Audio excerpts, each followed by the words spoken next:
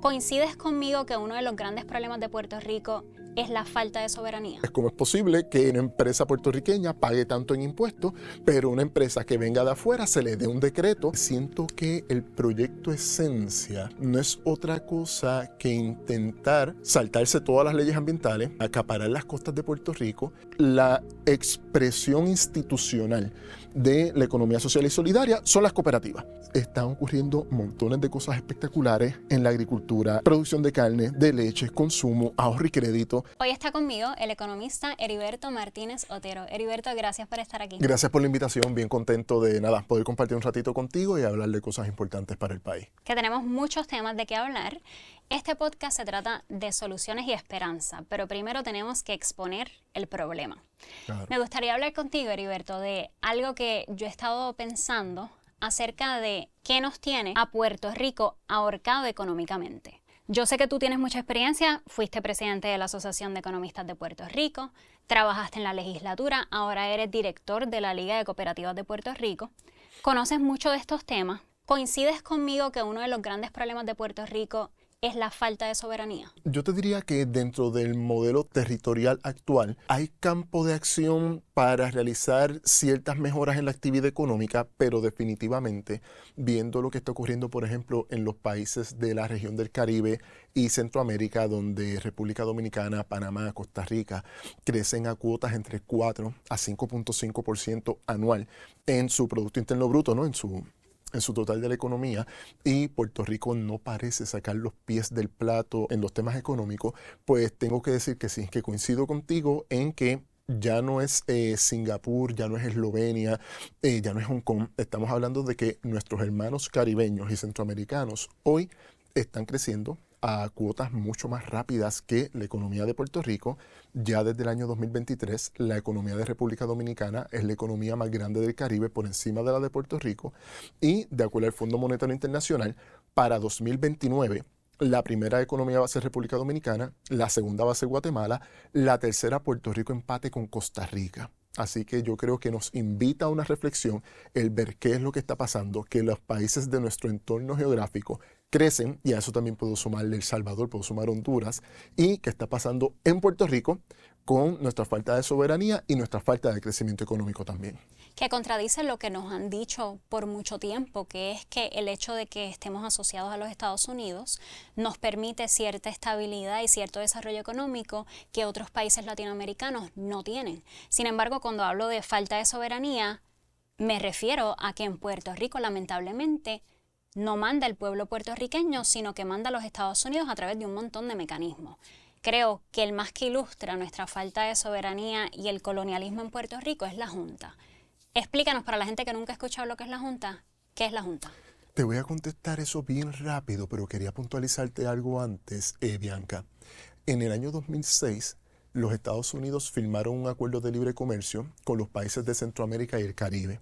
Se llamó el CAFTA-DR, el Acuerdo de Libre Comercio para el Caribe para Centroamérica y República Dominicana. En esas negociaciones, Puerto Rico no pudo participar ni como parte de los Estados Unidos ni como parte de la región centroamericana y caribeña. Por lo tanto, esa ventaja que tenía Puerto Rico de acceder al mercado de los Estados Unidos sin tener que pagar tarifas en el año 2006 desaparece. Se compite entonces con los países de la región, y a partir de ahí, del año 2006, Puerto Rico ha entrado en terreno negativo prácticamente permanente, y los países de Centroamérica y República Dominicana han continuado su proceso de crecimiento económico. Resultado de ese año 2006 es que posteriormente vino la pérdida del crédito público, vinieron entonces los años de crisis económicas que concluyeron con la quiebra de Puerto Rico en el año 2016, la firma de la Ley Promesa a nivel del Congreso Federal y, como criatura de la Ley Promesa, la Junta de Control Fiscal. ¿Qué es la Junta de Control Fiscal?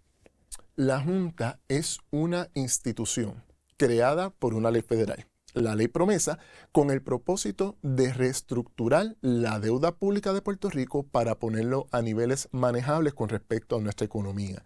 Así que, desde el punto de vista estrictamente económico, se supone que la Junta es una institución para trabajar el tema de la quiebra.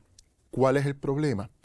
Que desde el punto de vista político, la Junta de Control Fiscal se ha convertido en una entidad todopoderosa que puede impugnar nuestro presupuesto, que puede impugnar parte de nuestras leyes y que determina cuáles deben ser las prioridades económicas del país, como por ejemplo, dónde debo poner mayores recursos, en la Universidad de Puerto Rico o en la construcción, en el Departamento de Educación o en agencias de gobierno. Todo ese poder decisional que recae sobre la Junta la convierte en una estructura sumamente poderosa y en muchas instancias ha sido sumamente abusiva con la economía de Puerto Rico y con los puertorriqueños en general. Una junta que no es electa por el pueblo de Puerto Rico. Para nada. Es escogida por el Congreso y por el presidente de los Estados Unidos y tiene la última palabra en temas económicos de Puerto Rico. Sin embargo, cuando se firmó la ley promesa, el argumento era, pues evidentemente los políticos puertorriqueños no han sabido cómo manejar el país, no han sabido cómo dirigir las finanzas de Puerto Rico, necesitan a una junta que esté por encima, que pueda velar por estas cosas. Y si así ese argumento en Puerto Rico de tenemos mucha corrupción, necesitamos a alguien que ponga orden en la casa. ¿Cuál ha sido el resultado? Ese argumento para 2016-2017 fue un argumento hegemónico. Yo te diría que la mayoría de los medios de comunicación reproducían el discurso de que el problema del sobreendeudamiento y la posterior quiebra de Puerto Rico era culpa única y exclusivamente de los puertorriqueños. Y la Junta de Control Fiscal se veía como esa institución, como tú bien mencionas, netamente estadounidense, nombrada por el Congreso de los Estados Unidos y el Poder Ejecutivo para poner en cintura a nuestra clase política, nuestro sobreendeudamiento y los déficits presupuestarios que se fueron acumulando. Resultado, realmente lo que ocurrió a partir de la llegada de la Junta fue un proceso de aplicación de políticas de austeridad bien violenta que prácticamente fueron directamente contra la Universidad de Puerto Rico y contra los municipios. O sea, cuando aquí nos preguntan quién cargó con el peso de los recortes para poder crear superávit presupuestario, mientras a la mayoría de las agencias se les recortó un 4% del presupuesto, a la Universidad de Puerto Rico se les recortó más del 50% de la aportación que hacía el Estado con respecto a la universidad y a los municipios, que les eliminó el fondo de equiparación, y te diría que ya para 2025 vamos a tener una situación de municipios a punto de colapso fiscal y colapso estructural. Así que visto desde alguna forma a lo largo del tiempo, ya van 8 años, casi 8 años desde la llegada de la Junta, lo que te diría hoy es que en parte esta situación que estamos viendo, Bianca, de que las instituciones en Puerto Rico no funcionan, las agencias no funcionan, todo parece desinstitucionalizado. Todo eso es responsabilidad de que la Junta de Control Fiscal fue una junta excesivamente ideológica a favor de políticas de austeridad y la reestructuración fue directa contra instituciones que le servían bien a Puerto Rico versus otras instituciones que nunca las ha tocado, ¿no? Te doy como por ejemplo el DMO. El DMO, $50 millones y no se explica muy bien cómo se utiliza ese dinero. Otro ejemplo de gasto político, la Comisión Estatal de Elecciones en años no electorales. O sea, son múltiples las instancias en que podemos ver que la Junta fue bien arbitraria en dónde aplicar las políticas de austeridad y esas políticas de austeridad se aplicaron muy duro en la inversión social y no necesariamente en el gasto político. Ejemplo, vamos a ver ahora cuánto dinero seguimos gastando en contratos, agencia por agencia, y podemos empezar, por ejemplo, por AFAF. ¿Cuánto en AFAF son empleados de carrera para convertirse en servidores públicos versus cuántos son contratistas que no sabemos muy bien ni siquiera cómo se fiscaliza eso? Sí, porque el argumento era Puerto Rico, un país en quiebra, no puede estar gastando todo este dinero en estas cosas, hay que recortar. Pero tú lo que estás diciendo es que la Junta dijo, vamos a recortar todas estas cosas necesarias para el pueblo puertorriqueño, como la educación, como la universidad, etcétera. Entonces, ¿por qué? ¿Por qué tú crees que la Junta ha tomado esa ruta? Porque la Junta y esto se hablaba en el 2017, yo recuerdo cuando empezamos en los primeros debates, ya yo era economista, si mal no recuerdo para esa fecha, yo pertenecía a la Junta de la Asociación de Economistas, pero todavía no era el presidente, yo me convierto en presidente en el año 2019, y recuerdo que parte de los debates bien importantes, y se traía más desde el punto de vista político, el Congreso que aprueba la ley promesa, con la firma del expresidente Barack Obama, pero ese Congreso era bien conservador, era un Congreso bien de derecha, y la preocupación era que si el Congreso, el Senado nombraba 2, la Cámara 2, el Ejecutivo estadounidense nombraba 2 más, pues íbamos a tener una mayoría bien conservadora en esa Junta de Control Fiscal.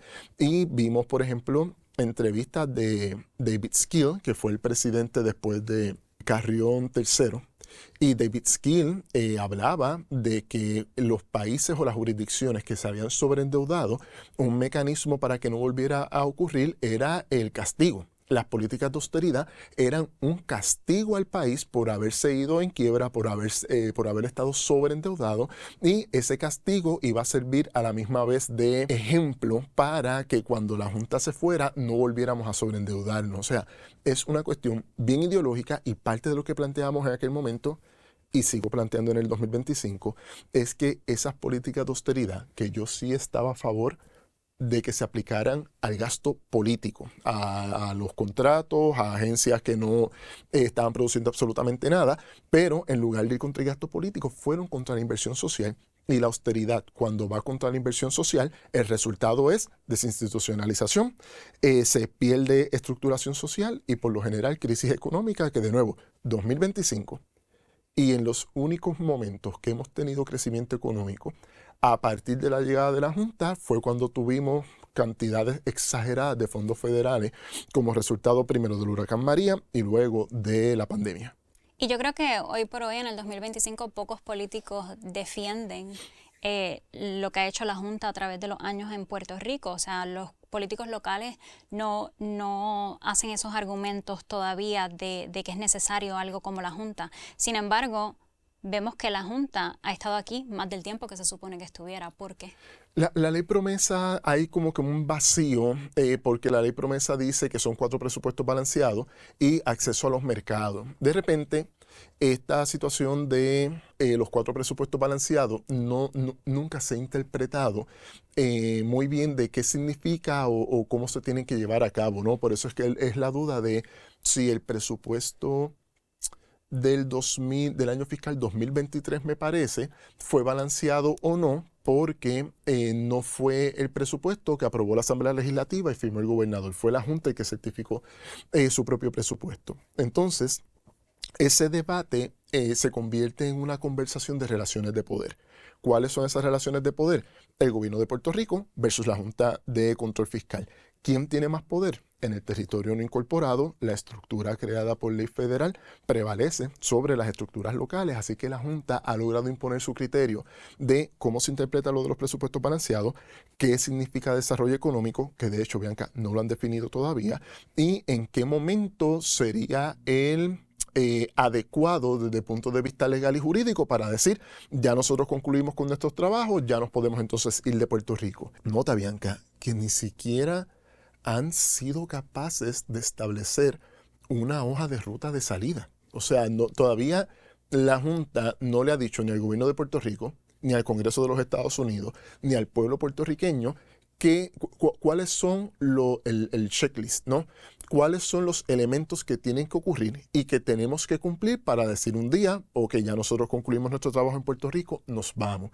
Y eso lo que nos lleva siempre a pensar es que en las expresiones que han hecho públicas y en conversaciones que he tenido en privado, me llevan a pensar de que hay un deseo de perpetuarse muchos años más en Puerto Rico, tanto por la Junta, que ya cambió varios de sus miembros, pero también al interior de la Junta hay un sector, ¿cómo decirlo? Un sector gerencial puertorriqueño que me parece que también le gustaría mantener esa posición al interior de una estructura que tiene poderes hegemónicos sobre las demás instituciones en Puerto Rico. Yo sé que este podcast es de soluciones y esperanza, pero cuando uno habla de este tema de la Junta, ¿dónde tú ves la esperanza? Si al final del día, gane quien gane localmente en Puerto Rico, va a continuar teniendo esa Junta por encima que manda. No solamente eso, no es gane quien gane en Puerto Rico, es que te voy a hablar en primera persona ahora. Yo recuerdo en el año 2019, octubre de 2019, yo era presidente de la Asociación de Economistas de Puerto Rico y pude deponer frente al Comité de Recursos Naturales de la Cámara Baja, ¿no? del Congreso de los Estados Unidos. O sea, yo tenía al ex representante o representante Raúl Grijalva de frente. Yo tenía a la congresista Nidia Velázquez, la veía a mi derecha, y un grupo de congresistas republicanos a mi izquierda. Recuerdo que estuve con el licenciado Alvin Velázquez de la SEIU, de uno de los sindicatos estadounidenses. Hubo alguien más que estaba vinculado a la Universidad de Puerto Rico y un caballero estadounidense que representaba a los bonistas. Nosotros éramos el panel. Y después que terminamos nuestras ponencias y contestamos varias de las preguntas, pude reunirme con algunos de los congresistas y de las congresistas del Partido Demócrata. Y Bianca, esto no me lo contó nadie. Esto me lo dijeron a mí. Me dijeron, tranquilo, que en el momento en que nosotros tengamos control del Congreso Federal y de la Casa Blanca, del Ejecutivo, vamos a implementar o vamos a aprobar las enmiendas necesarias para poder trabajar con la ley promesa. Y te pido un minuto para explicarlo, Bianca. Es que hay un problema que ellos encontraron. Yo no entendí nunca cuál fue ese problema, pero cuando yo le preguntaba a los congresistas demócratas, si el Senado nombró 2, la Cámara nombró 2 y el Ejecutivo nombró 2 a la Junta, en el 2018 la Cámara Baja la ganan los demócratas bajo el Speaker Nancy Pelosi. ¿Por qué razón? El House, la Cámara de Representantes, no llama a sus 2 representantes ante la Junta y les dice, aquí hay un cambio de política pública, ya no estamos de acuerdo con las políticas de austeridad, ahora lo que queremos es hacer políticas de inversión social. Y de esa manera dividíamos las votaciones al interior de la Junta. Eso nunca pasó. Estando ellos en el poder, los demócratas en el poder, en la Cámara Baja. En esas reuniones me explicaron incluso toda la estrategia, que era lo que se iba a hacer, porque en la ley promesa no hay como que agarre para cómo el Congreso de los Estados Unidos debe supervisar las acciones de la Junta una vez nombrada. By the way, la ley promesa, en mi opinión, eso fue una chapucería calcado de la ley de reestructuración de la deuda de Washington D.C. en 1994. Invito al público a que lo lea y puedan llegar a sus propias conclusiones. Nosotros la tuvimos que leer en un momento dado y eso está ahí. La redacción está ahí. Entonces, nada, año 2020, gana el expresidente Joe Biden su elección contra el presidente Trump. Los demócratas ganan la Cámara, Senado se ve empate, pero entonces Kamala Harris como senadora desempataba en el voto número 51. Adivina cuáles fueron las enmiendas a la ley promesa. Esas mismas. Ninguna enmienda a la ley promesa. Y que esto fue parte también de la plataforma y de las promesas de Biden y Harris a Puerto Rico. Claro, entonces ahí fue que vino mi decepción, porque en el 2019 todavía yo tenía algún tipo de esperanza en que los políticos liberales en los Estados Unidos representaban algo distinto a lo que podían representar los políticos conservadores, a pesar de que Barack Obama es quien firma la ley promesa. Pero no había problema, quizás fue la coyuntura, quizás fue el impacto de lo que iba a ocurrir en el mercado de bonos municipales, mucha información se firmó. ¿Cómo van a enmendar el error? Nunca se enmendó el error, así que el resultado fue que no importa quién gane en Puerto Rico, o quien gane en los Estados Unidos, pareciera que la Junta tiene poderes absolutos sobre todo lo que tiene que ver con la política fiscal y política económica de Puerto Rico. Pero hay esperanza, y esa es la parte importante. Cuando uno está pensando desde Puerto Rico, uno tiene que ver, y algo bien importante que uno va aprendiendo, es que en Puerto Rico hemos tenido que bregar en muchos momentos. ¿Tú te acuerdas después del huracán María, cuando hubo un político que decía que los puertorriqueños teníamos que estar preparados para que después de un desastre natural, estar de 2 a 4 semanas sin saber nada del gobierno de Puerto Rico? Cuando ese comentario sale, hay muchos de los puertorriqueños nos dimos cuenta. Yo pienso que el huracán María fue un cambio cultural, social en la mentalidad de los puertorriqueños. Nos dimos cuenta de que hay cosas que tenemos que trabajar por nosotros mismos y lo que nos sirve dejarlo atrás y crear nuevas estructuras.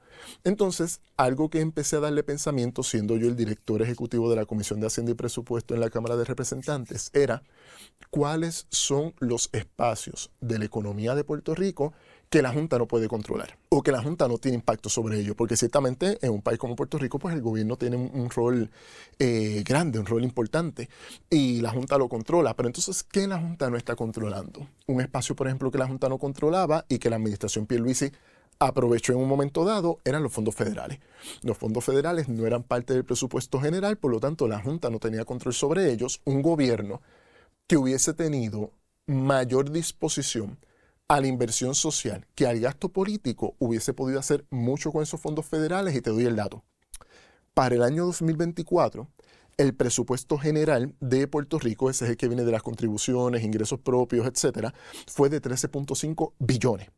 Pero el presupuesto consolidado, que incluye los fondos federales, es el presupuesto general más los fondos generales, era de poco más de 28 billones. O sea, más de la mitad del presupuesto consolidado eran fondos federales. Un ejemplo de algo que yo pienso que hizo bien la administración Pierluisi con ese dinero o con parte de ese dinero, aumentó el sueldo de las maestras y los maestros en $1,000 mensuales.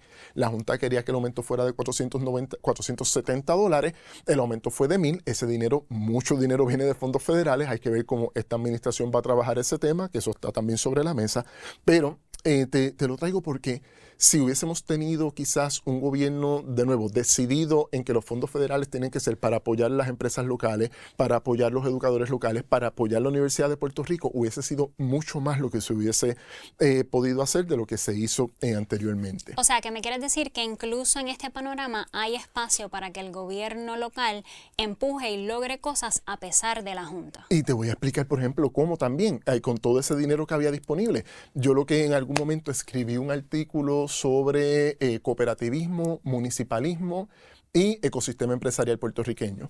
Y lo que yo le decía en aquel momento, creo que era administración Wanda Vázquez y después administración Pedro Pierluisi, eran, oye, con todo el dinero que tienes disponible, hazte el mapeo, hazte la lista de las cooperativas, de las empresas, de todo lo que son empresas incluso municipales, pymes, etcétera, y verifica o analiza dónde es que están en toda nuestra geografía y utiliza el presupuesto de Puerto Rico, particularmente el de fondos federales sobre el cual la Junta no tiene jurisdicción, y capitaliza a estos sectores. Pon el dinero en estos sectores, porque algo que nosotros vimos en un momento dado, esto lo publicó el Centro para la Nueva Economía, era que el 90% creo que era de los fondos federales que se estaban utilizando para contratos iba para empresas fuera de Puerto Rico. Entonces decíamos, ¿cómo vamos a capitalizar empresas puertorriqueñas, cooperativas puertorriqueñas, si todo el dinero que está llegando a Puerto Rico lo están sacando a través de empresas como Whitefish, Cobra, etcétera, que no estaban aportando nada a la economía de Puerto Rico en aquel momento? Entonces hablemos de la complejidad de los fondos federales, porque en Puerto Rico, cuando se habla de fondos federales, se habla como esta cosa intocable que nos salva, que no seríamos nada sin estos fondos federales. Es cierto que tenemos una sobredependencia de esos fondos federales en Puerto Rico, pero una cosa que también me he dado cuenta a través de estudiar estos temas en relación a Puerto Rico es que a través de los fondos federales también es una manera de quitarnos esa soberanía, porque si Puerto Rico depende de fondos federales para la red eléctrica de Puerto Rico, pues entonces, ¿quién te está dando los fondos? Que es el gobierno federal. Los Estados Unidos te puede decir, aquí está el dinero que necesitas, pero tienes que hacer lo que yo diga. Y esto lo considero rumores porque no he visto dónde se sustenta, no he visto dónde está escrito y documentado, pero lo que se habla mucho es que la privatización de la energía eléctrica en Puerto Rico en parte sucede porque Estados Unidos dijo, te doy los fondos federales si privatizas. Y vemos lo que ha sucedido con la privatización a través de Luma. Nuevamente, otro tema que ahora, después de los años, los políticos ya nadie defiende la gestión de Luma, que es la compañía que está a cargo de la transmisión y distribución de energía eléctrica en Puerto Rico.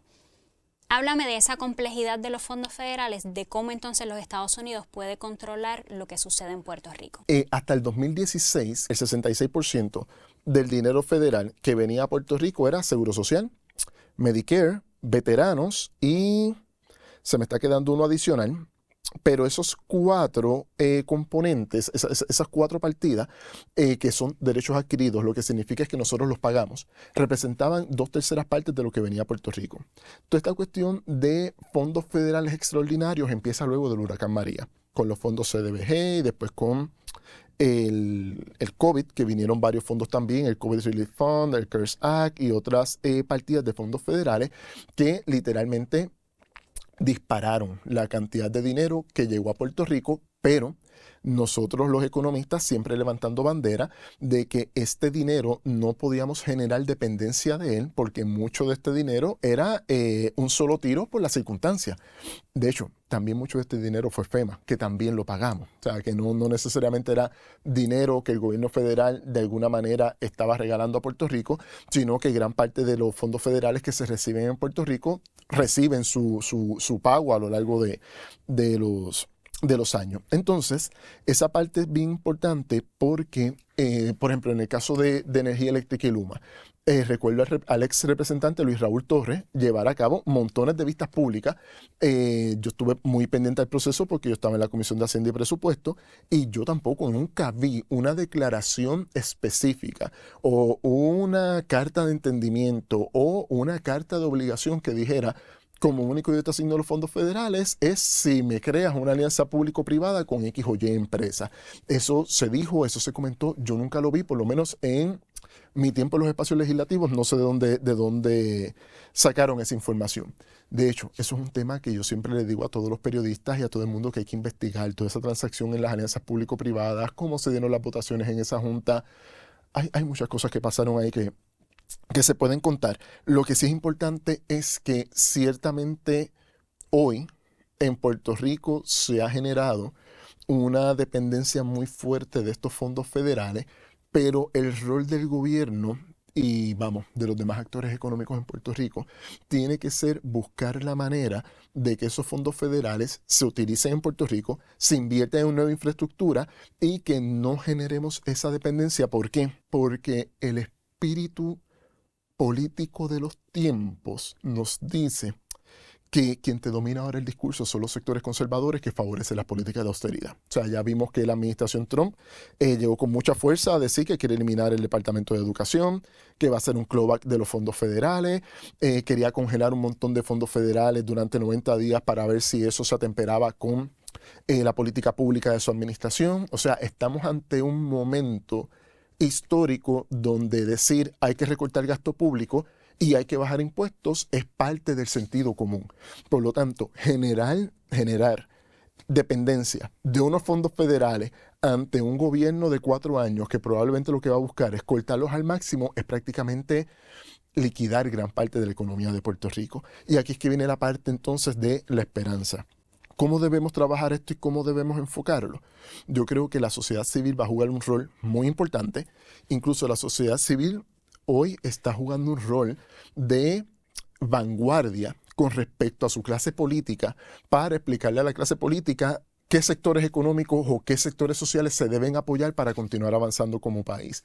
Y en ese sentido, por ejemplo, yo te diría que en el movimiento cooperativo que tenemos hoy solamente en ahorro y crédito, Bianca, más de 12,000 millones en activos, lo que es el equivalente al 15% del Producto Nacional Bruto del país. O sea, un sector sumamente grande, un sector presente en toda la geografía y parte del argumento que yo le he llevado a varios de los representantes que fueron electos el pasado noviembre de todos los partidos políticos, es decirles, oye, tienes aquí, ante la situación de que los municipios puedan colapsar, tú tienes aquí en Puerto Rico montones de municipios donde las finanzas están en precario, pero la cooperativa es gigantesca, es sólida y tiene presencia en toda la geografía. Por lo tanto, vamos a ver cómo podemos colaborar, pero, según el movimiento cooperativo siempre ha dicho presente para decir, aquí estamos ante los retos y aquí estamos para aportar al desarrollo económico del país, nos parece que llegó el momento en que el gobierno de Puerto Rico también tiene que tener un compromiso con el movimiento cooperativo para establecer vasos comunicantes y poder de alguna manera optimizar y maximizar esos apoyos. ¿Qué me refiero con esto?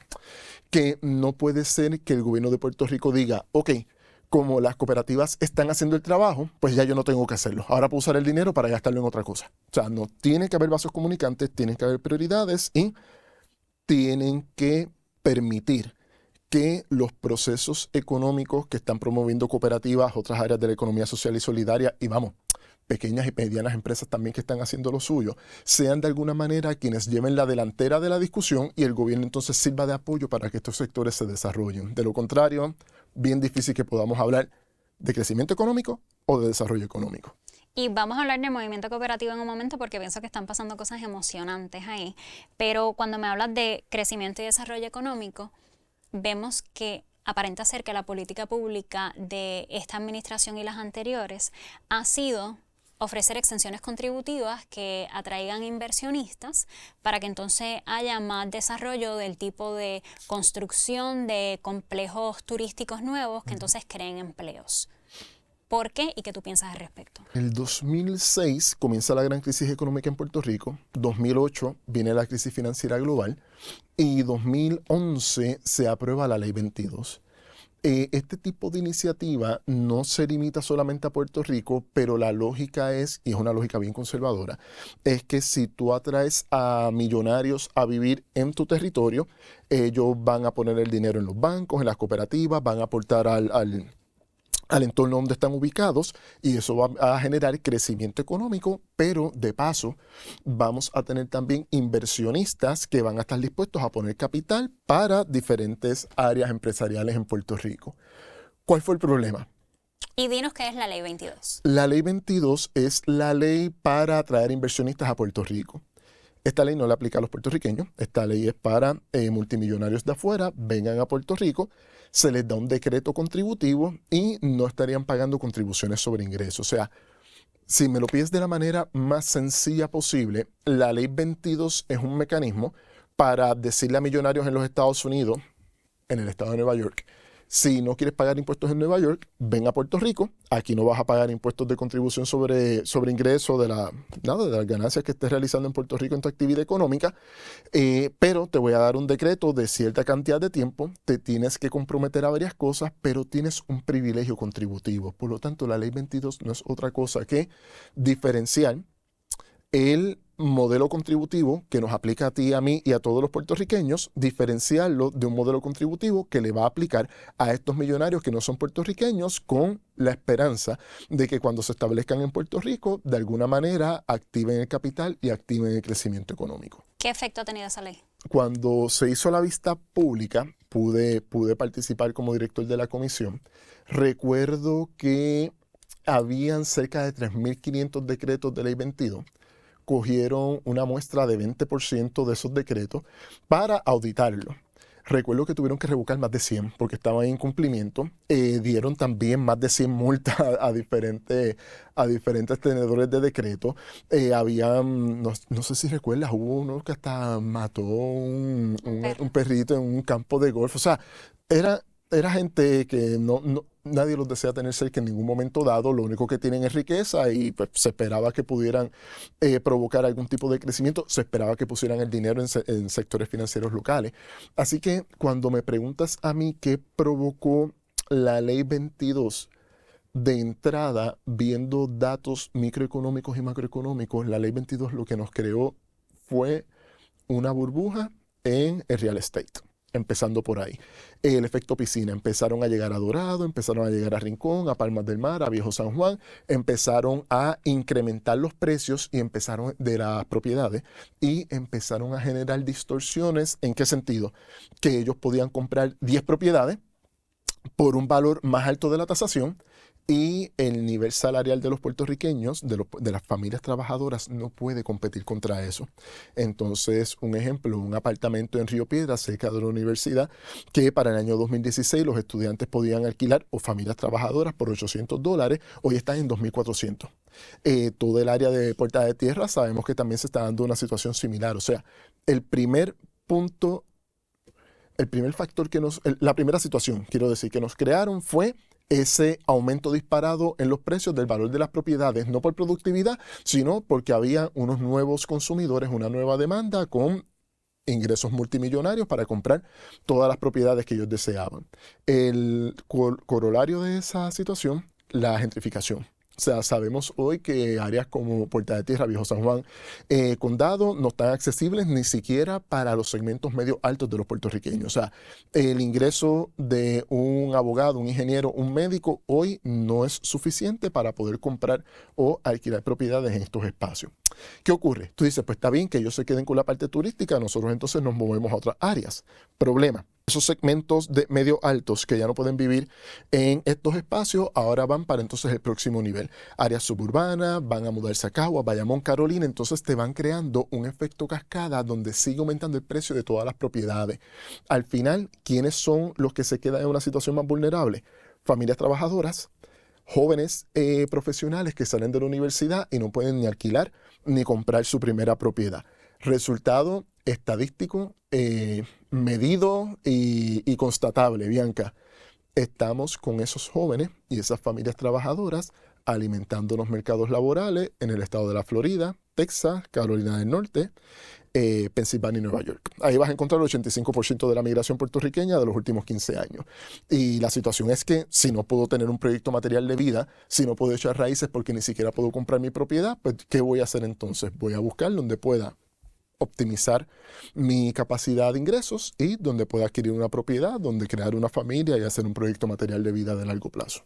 Yo he cubierto este tema de la Ley 22, Lo sé. que ahora es parte de la Ley 60, que me gustaría que explicaras un momento la diferencia, pero primero quería decirte, hay gente que argumenta que echarle la culpa a los inversionistas de la Ley 22 por el desplazamiento no es justo. Primero porque son 3.000 personas, que dentro de las 3.2 millones de personas que tenemos en Puerto Rico no es significativo, ese es el argumento, y que no se le puede echar la culpa del desplazamiento en espacios como Puerta de Tierra, donde lo que habían eran edificios abandonados y han venido a invertir para revitalizar esos espacios. ¿Qué dices tú? No, de que lo están poniendo bonito, lo están poniendo bonito. De que había gente en Puerta de Tierra que se tuvo que ir porque ellos llegaron, eso es esto definitivo y los testimonios están. El problema es que esa es una mentalidad que han tratado de impulsar aquellos que representan los intereses de la Ley 22. He estado en múltiples espacios, Bianca, debatiendo con estos sectores. Siempre que alguien me viene con argumento como ese, siempre le hago la pregunta, ¿tienes a alguien de Ley 22 en tu modelo de negocio? Y ahí por lo general pues se les acaba el argumento y se ponen medio pálidos a veces porque no he visto a nadie que no tenga algún tipo de vínculo con decretos de ley 22 que genere una defensa tan poco real como decir que no están desplazando a nadie. Aquí lo que se refleja es el efecto onda expansiva. Lo que estábamos comentando fuera del aire de la piedra en la piscina. Tiramos una piedra en la piscina, la onda expansiva va a ser bien fuerte cerca del área de impacto y luego se va expandiendo, aunque de manera más liviana. Lo mismo ocurre si yo cojo ahora a 150 personas multimillonarias, las pongo en Dorado y esas 150 personas me compran 400 propiedades, ya empieza ese efecto cascada. ¿Y dónde se va a ver reflejado? Pérdida poblacional en unas áreas, aumento poblacional en otras o un incremento de precios sostenido en toda el área limítrofe, que es lo que está pasando, por ejemplo, con el área de San Juan. San Juan, donde tú vas a ver gente muy de lleno vinculada a Ley 22, es Viejo San Juan, Condado y ahora Puerta de Tierra, pero el efecto sobre los precios de las propiedades prácticamente te coge todo el municipio de San Juan, incluyendo la parte de campo que es Cupey y Caimito. Y una de las cosas que pudimos constatar a través de nuestro periodismo es que a veces tenías a un beneficiario de la Ley 22, pero comprando una docena de propiedades. Ese es el punto. O sea que tal vez tienes... Es exponencial, no puedes verlo uno a uno. Y esa es parte también de cuando uno sabe que te están viniendo con un discurso o cuando es una persona que de verdad está estudiando el tema. Todos sabemos que estas personas aprovecharon un momento malo de real estate y compraron múltiples propiedades, ya fuera para alquileres a corto plazo, o ya fuera simplemente para demoler y hacer otra cosa, o simplemente para tenerlos ahí de manera especulativa.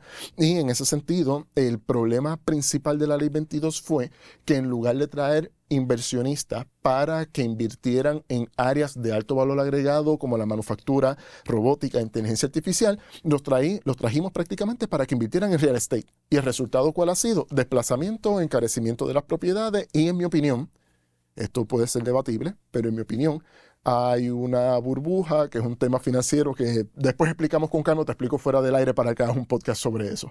Entonces, cuando hablamos de la Ley 22, era la antigua Ley 22, que ahora forma parte de la Ley 60. Y como se ha hablado mucho de este tema en Puerto Rico, hay gente que dice, eliminen la Ley 60. Tú dices que no. ¿Por qué? Porque yo entiendo cuando la gente dice, vamos a eliminar la Ley 60 o vamos a derogar la Ley 22. Yo lo que le digo para que estemos todos en la misma página es que el lenguaje sea, vamos a eliminar los beneficios que provee la Ley 22, porque la Ley 22, además de los beneficios, también tiene la reglamentación para regular los decretos. Si tú derogas toda la Ley 22, no tienes ningún tipo de garra legal para entonces ir contra los que están incumpliendo. Y algo que también quizás el público no sabe, y aprovecho el espacio para comentarlo, aunque yo derogue hoy la Ley 22, eso no elimina el decreto. La persona se quedaría con un decreto sin ningún mecanismo para ser fiscalizado porque derogamos la ley completa. ¿Qué pasó? En el año 2019, la administración Rosselló, antes del verano 2019, decide que en lugar de tener de manera desorganizada los incentivos, vamos a organizar todos los incentivos en una sola ley. Y eso es la Ley 60-2019, que es la Ley de Incentivos, la Ley de Incentivos Contributivos de Puerto Rico. Ahí está contenido lo que fue la Ley 20, lo que fue la Ley 22, ahí están los de cine, ahí están todos los incentivos que nos podamos imaginar en la economía de Puerto Rico, están ahí presentes. Entonces, ¿qué es lo que yo siempre argumento? Yo no tengo problema con que en un bulletin board, en alguna pancarta, digamos no a la Ley 60. Pues eso es una manifestación política del público. Pero siempre le digo, particularmente al liderato de las organizaciones civiles y cívicas, que muchas veces lideran estos procesos, yo siempre les digo, la parte importante de ustedes es darle el contenido técnico para que esto realmente pueda hacerse bien. O sea, yo no puedo derogar la Ley 60 completa, porque si derogo la Ley 60 completa, no solamente derogo los beneficios, sino que también estoy derogando los mecanismos para fiscalizar los decretos yo otorgados. Así que lo correcto, de nuevo, esto es para los que van a trabajar política pública, no para el público en general. Lo que tienen que hacer es pedir la derogación. By the way, este proyecto recuerdo que lo escribí en el año 2016 para derogar los beneficios de la Ley 22. Yo en aquel momento era asesor económico tanto del ex representante Manuel Natal como del ex representante Jesús Santa. Todavía la Junta no había llegado y ya en aquel momento estábamos trabajando con el tema de lo que era la Ley 22, pero lo que buscábamos era eliminar los beneficios para mantener entonces la parte legal que nos daba las garras para poder entonces fiscalizarlos. ¿Por qué? Esos decretos tienen fuerza de ley. Va a ser muy difícil romperlos con legislación, por lo tanto, que es lo que yo siempre he recomendado a toda la clase política de todos los partidos políticos, dejen de estar otorgando decretos contributivos de esa manera. Para este grupo en particular, vamos a derogar esos beneficios y vamos entonces a crear una comisión para investigar decreto por decreto todo lo que se dio por la Ley 22 y todo lo que es otorgado por la Ley 60. Te aseguro, Bianca, que así vamos a encontrar que muchas de estas personas no están en Puerto Rico o no deberían estar en Puerto Rico, pero si tenemos algunos de estos inversionistas virtuosos, no conozco ninguno, pero debe haberlo, ¿no? Que de verdad esté haciendo su trabajo, que de verdad esté invirtiendo en agricultura, que esté invirtiendo en manufactura. Entonces uno puede decir, ok, como tú estás en cumplimiento, te podemos dar las protecciones. ¿Cuál es el problema? Que en este momento no se está haciendo. Otra crítica que tengo, Bianca, bien breve, es que cuando leemos la Ley 60 nos percatamos de que es otro código de rentas internas. O sea, en Puerto Rico hay dos modelos contributivos. El que le aplica a Bianca, Heriberto y a todos los seres humanos y empresas y personas jurídicas en Puerto Rico. Y tenemos otro código de rentas internas, que es el código de incentivos, donde prácticamente estamos incentivando todos los demás sectores de la economía. ¿Qué significa eso? Y esto es para otro debate. Nuestro modelo contributivo es confiscatorio, es bien alto para clases profesionales y familias trabajadoras, y tenemos todavía un gasto público que tiene mucho gasto político. ¿Qué es lo que yo creo que debe estar evaluando la administración de Jennifer González? ¿Cómo cogemos todo ese gasto político y lo recortamos? Y una parte de esos recortes, mandarlos para inversión social, particularmente a la Universidad de Puerto Rico que lo necesita, y otra parte, devolvérselo a las familias trabajadoras y pequeñas empresas a manera de bajada de impuestos. Así pueden hacer frente a todo el tema de la inflación, etc. De nuevo, propuestas hay. ¿Cómo trabajar? Es más, y ya te puedo contar esta anécdota, Bianca, nunca la he contado públicamente, así que te voy a dar la primicia a ti. A mí en una reunión, Natalia Yaresco, y tengo muchos testigos, incluso personas que fueron funcionarios electos, Natalia Yaresco me dijo a mí, dejen de estar creando leyes para gente de afuera y hagan leyes que sean beneficiosas para ustedes producir su propio capital y sus propias empresas. O sea, hasta un reloj dañado da la hora bien 2 veces al día. Con la señora Yaresco yo tenía múltiples diferencias, prácticamente todas con la visión de país que teníamos, pero en un par de cosas había sensatez.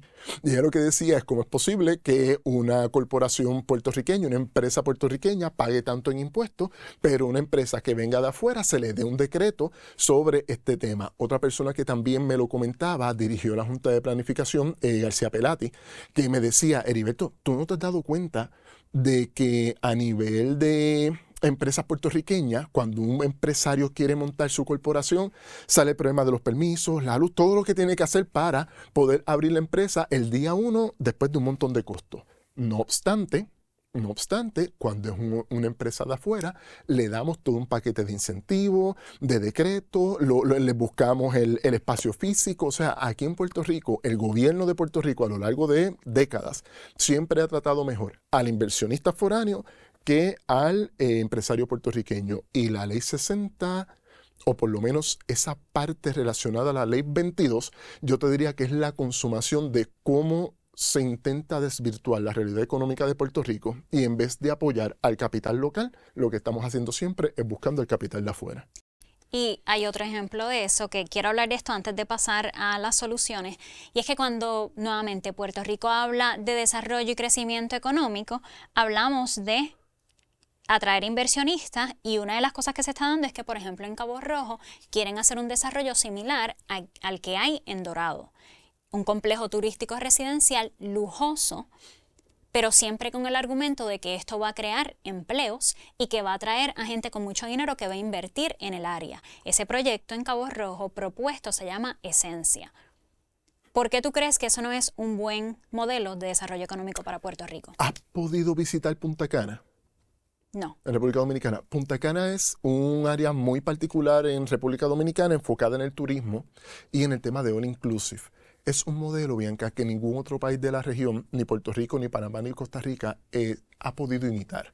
¿Por qué? Porque aunque es un modelo que atrae mucho turista, atrae divisa europea, atrae divisa estadounidense, está montado sobre ciertas desregulaciones ambientales, mano de obra bien barata, pero sobre eso han montado toda una industria turística en esta parte de República Dominicana. Eso no es replicable en Puerto Rico por múltiples razones. Desde regulaciones ambientales hasta el dólar como moneda de cambio, el costo de la mano de obra, etc. Puerto Rico tiene que moverse a otras áreas de la economía. ¿Por qué te digo esto? Porque siento que el proyecto Esencia no es otra cosa que intentar saltarse todas las leyes ambientales, acaparar las costas de Puerto Rico y crear un modelo de infraestructura que no es para los puertorriqueños. O sea, cuando uno mira los precios que se estaban comentando en los diferentes medios de comunicación, o sea, no hay puertorriqueño que realmente pueda vivir allí. Es un espacio creado para que gente que viene de afuera aproveche los espacios más espectaculares que hay en Puerto Rico. Entonces, viene la pregunta, costo-beneficio. ¿Cuánto me cuesta en términos de acceso a las playas? ¿Cuánto me cuesta en términos de el problema del agua que van a tener? ¿Quién entonces va a dejar de recibir agua para poner agua potable allí? Las conexiones eléctricas. O sea, es un proyecto que en términos de costo se sobreentiende que el país va a tener que aportar demasiado. Además de lo mencionado, los decretos que les vamos a dar como gobierno de Puerto Rico se les van a estar dando. Vamos a aportar demasiado y el beneficio que vamos a recibir es muy poco. Entonces, insisto, 2025 tiene que ser el año para que gobierno de Puerto Rico y los demás actores económicos caigamos en cuenta de que lo que necesitamos es manufactura de valor agregado, investigación, desarrollo e innovación, universidad, mejorar nuestro acceso a la tecnología para ser competitivo con respecto a los demás países del Caribe. Nada de eso me lo da Esencia. ¿Qué es lo que me da Esencia? Tratar de replicar un modelo que se hizo en República Dominicana para traer una gente de afuera que no necesariamente va a aportar absolutamente nada para la economía del país. Así que en ese sentido, desde el día 1, proyectos como Esencia, más allá de ser de puertorriqueño, ambientalista y todas las cosas que me considero que soy, como economista, esto no es un buen proyecto y no deberíamos ni siquiera estar considerándolo para absolutamente nada que no sea simplemente cancelar todos los permisos que se hayan dado hasta el momento. El argumento es que el beneficio va a ser miles de empleos y actividad económica. Eso, según tú, no vale la pena. Y te voy a explicar por qué. Puede ser que lo de los miles de empleos sea cierto, Porque en el corto plazo, y me explico, cuando uno va a la Junta de Planificación de Puerto Rico y buscamos entonces la calculadora de cuánto empleo se crea por dinero invertido, por cada $1,000 millones que tú inviertas en infraestructura se generan 10,000 empleos. ¿Cuál va a ser el problema? Que una vez que se termine el proyecto, desaparecen esos empleos. Entonces, ¿qué empleos vamos a necesitar? Pues los empleos de servicio, los empleos de limpieza, etcétera, que eso no necesariamente es intensivo. No va a ser intensivo en mano de obra. Y viene la otra parte. ¿Dónde van a vivir los empleados del proyecto Esencia? Va a haber parte del complejo que va a estar destinado para que las familias trabajadoras puedan mudarse al interior del proyecto, sean parte de la comunidad y compartamos en comunidad, o el proyecto Esencia va a ser como esta serie española, si no la has visto, buenísima, The Wall, está en Netflix. Hay una pandemia medio extraña y eso provoca ciertas prácticas políticas autoritarias y una de ellas es que se pone un muro bien grande donde al interior de la muralla vive la aristocracia y altos sectores económicos y fuera de la muralla viven las clases trabajadoras expuestas a poder contagiarse o enfermarse con el virus. Y lo más cómico es que estas familias trabajadoras trabajan al interior de la muralla, pero para poder entrar tienen que pasar varios puntos de cotejo, tienen que ser desinfectados y es como que no es más fácil que toda esta gente viva allá adentro también porque al final del día todos somos ciudadanos, somos seres humanos. El proyecto Esencia es The Wall. El proyecto Esencia no es otra cosa que crear en un lugar hermoso de Puerto Rico una gran muralla para que los que vienen de afuera con mucho dinero vivan bien y las personas que vayamos a trabajar para ellos vivamos en las afueras de alguna manera arrimados. Oye, vean que esta es la historia de Puerto Rico. Eso es Cangrejos en Santurce. En Cangrejos en Santurce era donde vivían personas afrocaribeñas, muchas de ellas trabajaban en el viejo San Juan, pero no se les permitía entrar y cuando cerraban las puertas de San Juan estaban los que estaban afuera y los que estaban al interior de la muralla. Y hasta cierto lo estamos punto, replicando en el 2025. Y hasta cierto punto lo vemos en Dorado. También. Que yo entrevisté a una persona que trabaja o trabajaba dentro de ese complejo, pero cuando quería ir a esa playa no podía entrar a esa playa y de hecho no podía llegar por la ruta larga, aunque caminara las 2 millas para llegar a esa playa porque hay unas rocas que no le permiten pasar. Y al otro lado están los guardias que le dicen tú no puedes pasar por aquí porque no eres una de las personas que tienen una de estas casas millonarias. Así que hasta cierto punto esa segregación de la población ya la estamos viendo. Ese es el país que queremos. Esa es la pregunta. Donde decimos te damos este empleo, pero este recurso natural hermoso no está accesible para ti. Claro. Puedes entrar a trabajar aquí, pero tú no vives aquí. Tú te quedas fuera de la muralla. Y nada, yo veo perversidad en eso. No sé si tú lo ves igual, pero no hay forma de que como persona yo pueda justificar un modelo de urbano ni de convivencia de esa manera. Ese futuro que me describes suena bien gris, triste para Puerto Rico, por eso vamos a cambiar el tema para hablar de las posibilidades, de la esperanza y de las cosas que ya se están dando. Como director ejecutivo de la Liga de Cooperativas de Puerto Rico, yo sé que tú apuestas al cooperativismo en Puerto Rico. Háblame de ¿qué es el movimiento cooperativo? Primero vamos a empezar por qué es una cooperativa. Una cooperativa no es otra cosa que una empresa, una organización socioeconómica compuesta por personas que desean satisfacer una necesidad. Las cooperativas somos empresas, somos instituciones que estamos vinculados a la idea de la economía social y solidaria y para darles promoción le pido al público que vea la entrevista que le hiciste a la doctora Grisel Reyes, una de las potencias intelectuales de lo que es el Instituto de Cooperativismo del UPR, una mentora y una persona que le tengo mucha estima intelectual.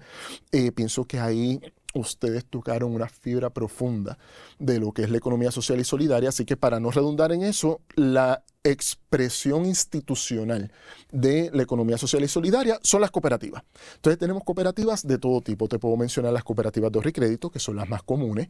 Te puedo mencionar cooperativas de vivienda, tenemos 3 en Puerto Rico, cooperativas de trabajo asociado, tenemos también en diferentes áreas, educación, salud, energía y manufactura, y tenemos cooperativas de consumo. Por ejemplo, no sé si tú sabías que la leche Indulac es una subsidiaria de la cooperativa de productores de leche Coplé. Porci es una cooperativa de personas que producen carne de cerdo 100% puertorriqueña. Cofarma es una cooperativa de dueños de farmacia. O sea que nosotros estamos presentes en un montón de áreas y a veces cuando yo hablo con las personas de este tema, la gente me dice, anda, ¿eso era una cooperativa? Y yo, sí, eso es una cooperativa, así que tienes que apoyarla de ahora en adelante. Entonces explícame cómo opera. Si es una cooperativa de productoras de leche, ¿cuál es la diferencia entre eso y una empresa regular? Mira, primero, las cooperativas en Puerto Rico son 100% capital puertorriqueño. O sea, cada vez que nosotros ponemos $1 en una cooperativa, ese dólar va a instituciones puertorriqueñas. Nosotros no cotizamos en los mercados bursátiles ni pagamos dividendos fuera de Puerto Rico. Segundo, ¿qué es lo que hace de la cooperativa una institución especial? Que las cooperativas son de los socios dueños. Te voy a explicar bien rapidito. En una cooperativa de ahorro y crédito, se supone que te invitan a una asamblea anual.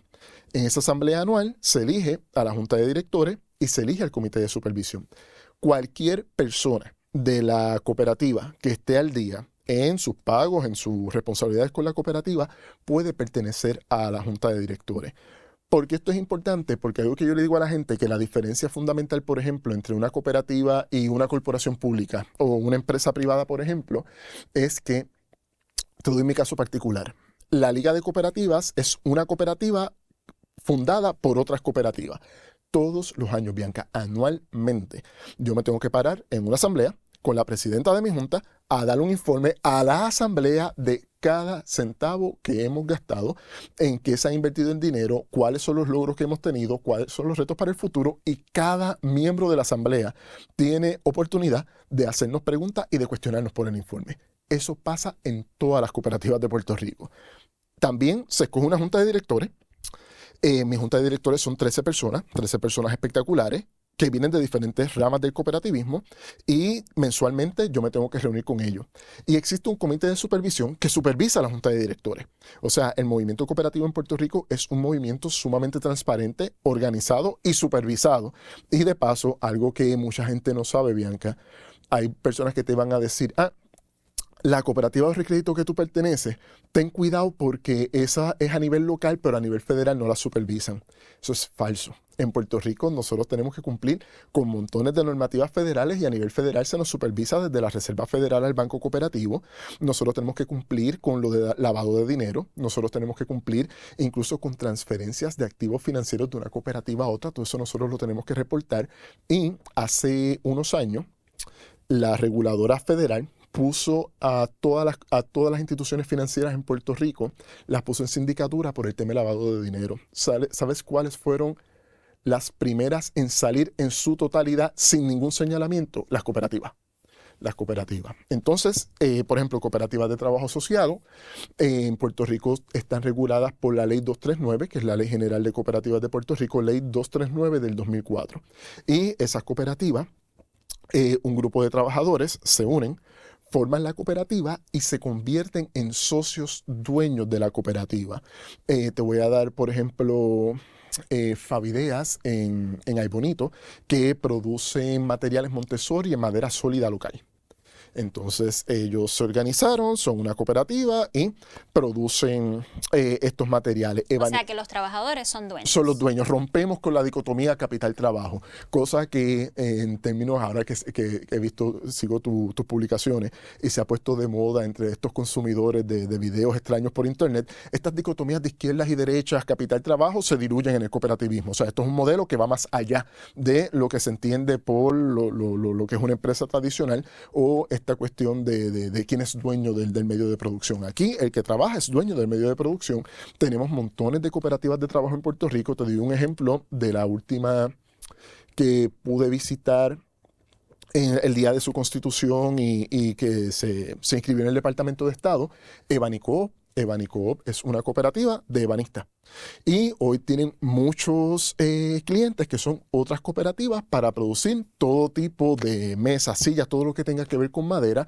Y hasta donde vi datos, estaban creciendo mucho en términos de lo que es el negocio. Y hace poco se constituyó y se inscribió la Cooperativa de Acceso a Tierras, que no es una cooperativa, o sea, es una cooperativa de trabajadores, pero la expectativa es que va a ser una cooperativa que va a poner cierta cantidad de cuerdas de terreno a disposición de otras cooperativas y otros productores para desarrollar terrenos agrícolas en Puerto Rico. A lo que voy, mi misión particular, en mi carácter personal, cuando a mí se me pide o se me contrata que sea el director ejecutivo de la Liga de Puerto Rico, fue porque se buscaba de alguna manera dar visibilidad a un montón de cosas espectaculares que estaban ocurriendo, pero nadie lo sabía.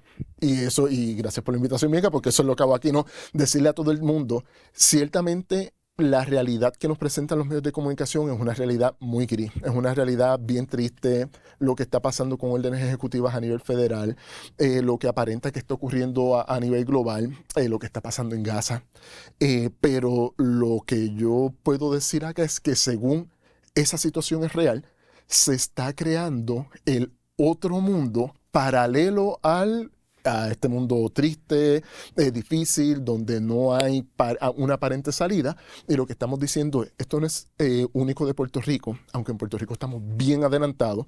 Después te puedo comparar con el resto de Estados Unidos y América Latina y por qué digo que en Puerto Rico el cooperativismo está bien adelantado, pero están ocurriendo montones de cosas espectaculares en la agricultura, en el café, que es agricultura también, producción de carne, de leche, consumo, ahorro y crédito, y lo que estamos buscando ahora es decirle al resto de puertorriqueños, incluso puertorriqueños que están en el exterior, tenemos un modelo de país distinto que busca, como diría Fiera La Vega, ¿no? Árbol que crece, crece por su raíz, que crece desde su propia base, que somos los puertorriqueños que queremos hacer un país más productivo, y lo que necesitamos es que todas estas manos, todas estas mentes que deseen integrarse al cooperativismo para poder constituir instituciones y empresas socioeconómicas que sean distintas a las que nos están colapsando, nosotros estamos poniendo para eso el cooperativismo sobre la mesa. Estamos aquí y dispuestos a recibir a todo el mundo. Eso que me cuentas suena bien lindo. Quiero que me desmenuces más, por ejemplo, Ebanicoop.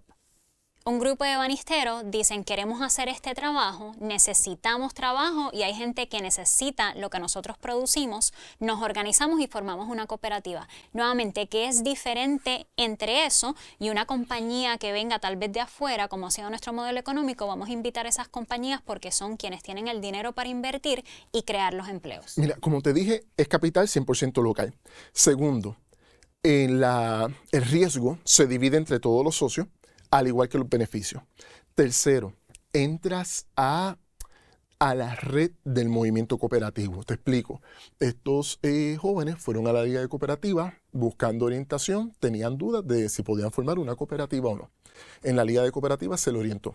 De la Liga de Cooperativas pasaron al Instituto de Cooperativismo de la UPR, donde hay una incubadora de empresas cooperativas.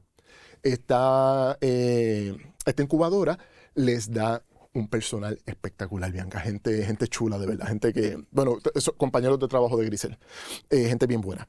Entonces ellos les dan cursos sabatinos y les dan acompañamiento hasta el momento en que van a SEDECOOP, a la Comisión de Desarrollo Cooperativo, a inscribirse como cooperativa y al Departamento de Estado. En todo ese proceso, organizaciones como el Fondo de Inversión de Desarrollo Cooperativo, Emprendecoop, el Instituto, la Liga de Cooperativas, estamos constantemente dando acompañamiento. ¿Qué ocurrió?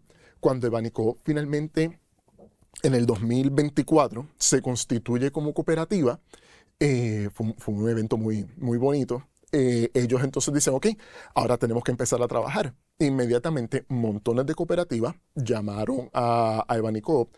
Yo grabé un live hablando de la cooperativa y de la necesidad de que otras cooperativas les apoyaran. ¿Y qué ocurrió? Que entraron en esa red de cooperativas que necesitan muchas veces trabajar con el tema de la madera. No es algo que se pueda hacer al interior de nuestra empresa, pues entonces llamamos a Ebanicoop. Entonces la idea es que se vean como empresas hermanas. Necesito, por ejemplo, te voy a dar otro ejemplo espectacular. Te dije que soy de Cagua. Sí, no, me lo has mencionado varias veces. Pues soy de Cagua. En Cagua hay una comunidad, ahí en San Salvador, en el sur de Cagua, que... La conozco y la he visitado. Las has visitado, Pirucho Coop. Pirucho Coop. Personas que necesitaban resolver el problema energético, se organizaron como cooperativa de energía y a través de diferentes procesos que se han dado, ya tienen su cooperativa de energía. Te puedo mencionar que en Salinas hay una también, está la hidroeléctrica de la montaña, que es en Utuado Lares, Adjuntas y Jayuya, para trabajar específicamente con el tema energético. ¿Hay cooperativa de costureras en Utuado? Hay cooperativa de costureras en Utuado y me parece que todavía está activa también la de Comerío. Entonces, ¿por qué es diferente? Bien sencillo.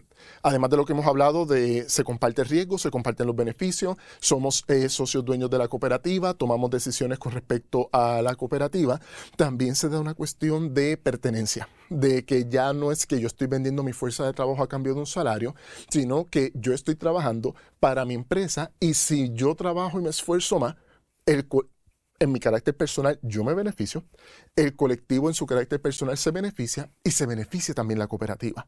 O sea que es un beneficio compartido por todas las partes. En una empresa tradicional, ¿cómo funciona? Mayormente es un contrato de adhesión. Te van a decir, Bianca Eurolo, aquí tienes el contrato, este es el salario, estos son los beneficios.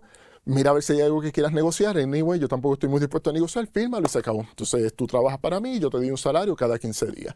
Acá no, acá se crean otros vínculos, se crean otros afectos, entras en las redes de las cooperativas, te puedo dar muchos ejemplos, y en todos un elemento común.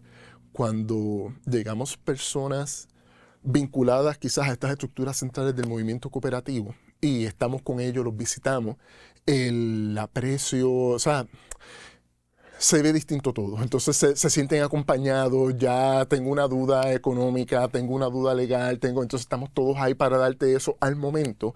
Se crea algo parecido a una familia, se crea un proyecto de país. Te puedo mencionar, por ejemplo, fui a la primera asamblea de este año de EduCoop, aquello lleno, particularmente maestras retiradas, cómo se da la relación con la cooperativa, con el director ejecutivo. Te digo, es un Puerto Rico que existe, y es un modelo económico, y aquí te prometo que me voy a poner filosófico minuto y medio, y vuelvo entonces a la realidad. Pero yo soy de los que tiene la hipótesis, Bianca, de que el éxito del cooperativismo, del cual en este momento histórico yo solamente soy un portavoz, o sea, yo estoy diciendo esto es lo que está pasando, miren qué bueno es, qué positivo es para el país, únanse, pero cuando yo miro qué es lo que está pasando en nuestras cooperativas, me percato que parte del éxito del cooperativismo en Puerto Rico es que está montado sobre valores socioculturales preexistentes. La autogestión, la solidaridad, el arte de bregar, ayuda mutua, esfuerzo propio, decisiones democráticas en la comunidad, libre adhesión. O sea, son cosas que en Puerto Rico, incluso por el mismo tema colonial, incluso por el mismo tema, cuando yo le pregunto a los estudiantes sobre el Caribe y sobre Puerto Rico, yo siempre les digo que en términos económicos, el Caribe y Puerto Rico se definen por la esclavitud y la sociedad de plantación. O sea, son personas que los extrajimos culturalmente de sus países, sus comunidades en el continente africano, los trajimos aquí a ser esclavos y entre ellos tuvieron que cohesionarse como grupo social. Y eso implica humanismo, eso implica solidaridad, eso implica un montón de cosas, y por eso es que cuando analizamos, voy a volver ahora al terreno actual, cuando analizamos, por ejemplo, las cooperativas más grandes en activos en Puerto Rico, piensa la de Camuy, Rincón, Las Piedras, Cooperativa Oriental de Humacao, Copaca de Arecibo, nota que ninguna es del área metropolitana. De hecho, fuera de, creo que la cooperativa puertorriqueña y varias cooperativas en términos de activos, en San Juan nunca se ha desarrollado una cooperativa que pueda estar ahora mismo en términos de tamaño, no en eficiencia, en tamaño, como estas cooperativas de fuera del área metropolitana. Así que el relato es bien interesante porque es como las cooperativas que se desarrollaron y se fortalecieron fuera de San Juan, ahora vienen a la reconquista de San Juan. Por ejemplo, la cooperativa Morobeña ya tiene sucursal en San Juan, Cooperativa Oriental de Humacao tiene sucursales en San Juan, Cooperativa Las Piedras tiene sucursales en San Juan, te puedo mencionar muchas otras, pero es como desde el Puerto Rico profundo fuimos capaces de crear empresas de cientos de millones de dólares en activos. Y pienso que cuando hablamos muchas veces de orgullo puertorriqueño, vamos, si Puerto Rico gana un mundial de béisbol, todo el mundo se va a abrazar con la bandera, eso es fácil. Si Bad Bunny triunfa a nivel global, todos nos vamos a sentir puertorriqueños, pero yo pienso que patriotismo, Bianca, es poder estar orgulloso también de nuestras instituciones. Y hay dos instituciones de las cuales yo me siento muy orgulloso de pertenecer. Una de ellas obviamente es la Universidad de Puerto Rico y otra es el movimiento cooperativo, porque son empresas que han logrado tanto desde el punto de vista de familias trabajadoras que se organizaron para hacer un bien por el país, que me parece que eso amerita un reconocimiento que no se ha dado en este momento. Y estoy de acuerdo contigo, te escucho hablar y hemos platicado de este tema y digo, wow, ¿por qué no vemos más de eso en los medios? ¿Por qué no escuchamos más de estos movimientos? ¿Por qué yo no escucho de Banicoop o de la Cooperativa de Acceso a Tierras en todas partes? Si estos son movimientos que se están dando de pueblo, donde la gente se está sintiendo empoderada. Puedo tener un empleo donde no tengo que darle mi todo, mi tiempo, mi esfuerzo para ver muy poca remuneración. Puedo ser parte de algo un poco mayor y, como dices tú, de un proyecto de país. Así que suena bien lindo, quiero conocer más de las cooperativas. Por último, te quiero pedir, Heriberto, que a nuestra audiencia le digas cómo se puede unir a este proyecto de país que se está formando. La respuesta a los retos del siglo XXI no se van a conseguir a nivel individual. Ni siquiera Elon Musk puede. Ahora el tipo necesita estar pegado a la administración Trump para tratar de buscar cómo sus empresas pueden ser más competitivas, sus carros se venden mejor en diferentes áreas. O sea, tenemos que tener presente que la condición de posibilidad de continuar siendo puertorriqueños en Puerto Rico pasa por lo colectivo, no pasa por lo individual. En ese sentido, el cooperativismo se presenta como instituciones colectivas para satisfacer necesidades de los puertorriqueños y de paso convertirse en fuente de empleo, de riqueza, pero riqueza que sea para reinvertirla en el país y para buscar el bienestar general, no para que se la apropien unos pocos. A partir de ahí, te voy a dar el ejemplo de la última cooperativa que pude estar en su proceso de incorporación, la Cooperativa de Acceso a Tierra.